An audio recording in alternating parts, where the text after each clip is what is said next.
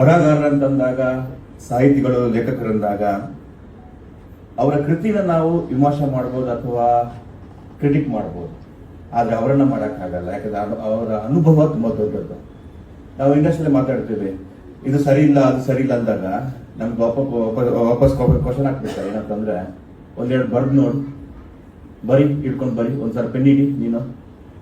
ಆ ಪೆನ್ ಹಿಡ್ದಾಗ ಗೊತ್ತಾಗುತ್ತೆ ನಮಗೆ ಸಾವಿರಾರು ಆಲೋಚನೆಗಳು, ಸಾವಿರಾರು ಯೋಚನೆಗಳು, ಸಾವಿರಾರು ನಮ್ಮ ಭೂತಕಾಲದ ಅನೇಕ ವಿಷಯಗಳು ಸರ್ರ ಪಾಸ್ ಆಗಿಬಿಡ್ತವೆ. ಯಾವುದು ಒಂದಕ್ಕೊಂದು ಲಿಂಕ್ ಇರಲ್ಲ, ಬರೆಯೋಕ್ಕಾಗಲ್ಲ. ಅಷ್ಟೊಂದು ಈಸಿ ಅಲ್ಲ. ಸ್ನೇಹ ಸರ್ ಇದ್ದಾರೆ, ಹಾಗೆ ರವಿ ಸರ್ ಇದ್ದಾರೆ, ಸುದ್ದಿಮನೆ, ಇವರು ಸಾಕಷ್ಟು ಬುಕ್ಗಳನ್ನ ಓದ್ತಾರೆ.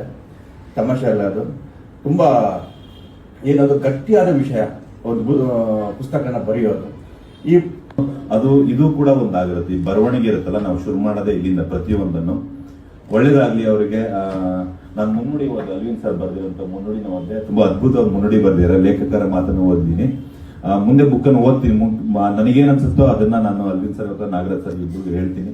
ಇದು ಇನ್ನೂ ಮುದ್ರಣಗಳಾಗ್ಲಿ, ಈ ತರ ಬುಕ್ಗಳನ್ನ ಇನ್ನೂ ಬರೀತಾ ಹೋಗಿ ಒಳ್ಳೊಳ್ಳೆ ಬುಕ್ಗಳು ನಿಮ್ ಕಡೆಯಿಂದ ಬರ್ಲಿ ಅಂತ ಹೇಳ್ತೀನಿ. ಎಲ್ಲರೂ ಒಳ್ಳೇದಾಗ್ಲಿ. Thank you so much. Jai Hind, Jai Karnataka. ಆ ದಿಸೆಯಲ್ಲಿ ಯೋಗಪುರಿ ಒಂದು ಅದ್ಭುತವಾದ ಕಥೆ. ಅಲ್ಲಿ ಬರುವಂತ ಪ್ರತಿಯೊಂದು ಪಾತ್ರಗಳು, ಕಾಕಪ್ಪ ಆಗಿರ್ಬೋದು, ರಾಮಪ್ಪ ಆಗಿರ್ಬೋದು,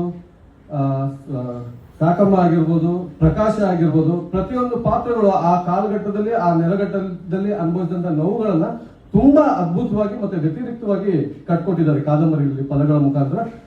ನಾಗರಾಜ್ ಸರ್, ನಿಮಗೆ ಒಳ್ಳೇದಾಗಿ. ಇನ್ನಷ್ಟು ಕಾದಂಬರಿಗಳು ನಿಮ್ಮ ಮುಖಾಂತರ ಸಾಹಿತ್ಯ ಲೋಕಕ್ಕೆ ಬರಲಿ ಅಂತ ಕೇಳ್ಕೊಳ್ತೀನಿ. ಅದನ್ನ ಆದಷ್ಟು ಸರ್, ಇವಾಗ ನನ್ನ ಗುರುಗಳು ಸ್ನೇಹ ಸರ್ ಮಾತಾಡುವಾಗ ಒಂದು ಮಾತು ಹೇಳಿದ್ರು, ಈಗಿನ ಕಾಲಘಟ್ಟದಲ್ಲಿ ಸೋಷಿಯಲ್ ಮೀಡಿಯಾ ಇಟ್ಕೊಂಡು ಪ್ರಮೋಷನ್, ದೇವರನಿಗೂ ಅದನ್ನ ಐಡಿಯಾ ಕೊಟ್ಟವ್ರು ಅವರೇ. ಅದನ್ನ ಐಡಿಯಾ ಕೊಟ್ಟಿದ್ದು ಸರ್ರೆ. ಎಲ್ಲ ಮಾಡ್ತಾ ಇದ್ವಿ ಕಣ, ಅದಕ್ಕೆ ಬೇರೆ ಏನಾದ್ರು ಮಾಡಬೇಕು. ಬುಕ್ಕು, ಸಾಹಿತ್ಯ, ಕಾದಂಬರಿ ಅಂದ ತಕ್ಷಣ ಜನ ಮರ್ತ್ಬಿಡ್ತಿದ್ದಾರೆ. ಈಗಿನ ಕಾಲಘಟ್ಟದಲ್ಲಿ ಯಾರು ಓದ್ತಾ ಇಲ್ಲ. ಸ್ನೇಹಪ್ರಿಯ ನಾಗರಾಜ್ ಸರ್ಗೆ thank you so much sir. Yogapuri ಅನ್ನುವಂತಹ ಕಾದಂಬರಿಯ ಅದ ಕೂಡ ತುಂಬಾ ಇಂಪಾರ್ಟೆಂಟ್, ತುಂಬಾ ಪ್ರೀಶಿಯಸ್. ಅಂತಹ ಕ್ಷಣವನ್ನ, ಅಂತಹ ಸಮಯವನ್ನ ನಮಗೋಸ್ಕರ ಅಂತ ಹುಡುಕಾಗಿಟ್ಟಿದ್ರಿ. Thank you so much. ನಿಮಗೆ ಬಂದಿದ್ದಕ್ಕೆ ಥ್ಯಾಂಕ್ ಯು ಸೋ ಮಚ್. ಇನ್ನಷ್ಟು ನಮ್ಮ ಚಲನಚಿತ್ರ ನಟರಿಗೆ ನಾವೇ ಚಪ್ಪಾಳೆಯಿಂದ ಹೊರಗಮಿಸಬೇಕು.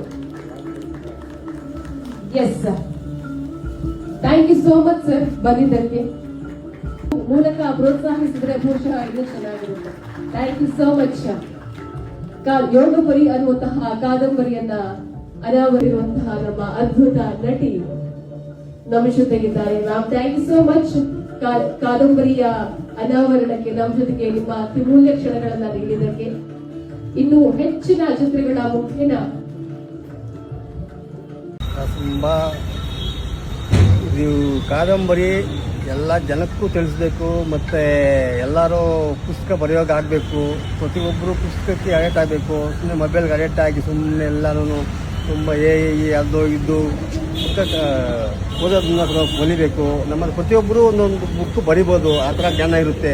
ಆದರೆ ಹಳೆ ಇದಕ್ಕೆ ಯಾರೂ ಹೋಗ್ತಾ ಇಲ್ಲ ಅಂತ ಹೇಳ್ಬಿಟ್ಟು ನಾನು ಎಲ್ಲರೂ ಬರಬೇಕು, ಇದು ಮಾಡಬೇಕು ಅಂತ ಹೇಳ್ಬಿಟ್ಟು ನಾನು ಬುಕ್ ಬರೀಬೇಕು ಅಂತ ನನ್ನ ಕನಸಾಗಿತ್ತು ಸರ್. ಅದು ರೆಡಿ ಮಾಡಿದ್ದೀನಿ, ಮಾಡ್ತಾ ಇದ್ದೀನಿ ಸರ್. ನೀವು ವೃತ್ತಿನಲ್ಲಿ ಒಬ್ಬ ಟೈಲರ್, ಹೇಗೆ ಸಾಧ್ಯ ಆಯಿತು ಸರ್? ಇದು ಕಾಲ, ನಾವು ಮಾಡೋ ಕರ್ಮ, ಕ್ರಿಯೆ, ಅದನ್ನು ನಮ್ಮ ಕಡೆ ಹುಡ್ಕೊಂಡು ಈ ಕಾದಂಬರಿ ಬರೆಯೋವರೆಗೂ ಮಾಡುತ್ತೆ. ಅದಕ್ಕೆ ಧರ್ಮವಾಗಿರಬೇಕು.